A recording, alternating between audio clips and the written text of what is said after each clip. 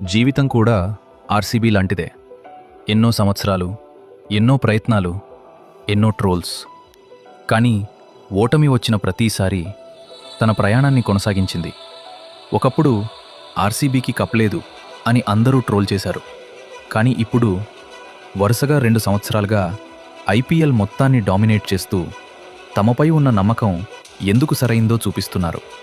అలాగే విరాట్ కోహ్లీ కూడా 18 సంవత్సరాలు ఒకే జట్టుతో ఉన్నాడు. కప్ రాకపోయినా, విమర్శలు వచ్చినా, ట్రోల్స్ చేసినా ఆ జట్టును మాత్రం ఎప్పుడూ వదల్లేదు. ఎందుకంటే అతనికి తెలుసు, నమ్మకం అంటే గెలిచినప్పుడు ఉండేది కాదు, ఓడిపోయినప్పుడు కూడా నిలబడేది. మన జీవితంలో కూడా అంతే. రిజల్ట్ రావటానికి టైం పట్టొచ్చు, జనం నవ్వొచ్చు, మనల్ని తక్కువ అంచనా వేయొచ్చు. కానీ ఆర్సీబీలా పోరాడుతూ, విరాట్లా నమ్మకం కోల్పోకుండా ఉంటే ఒకరోజు మన కష్టానికి కూడా విలువ వస్తుంది.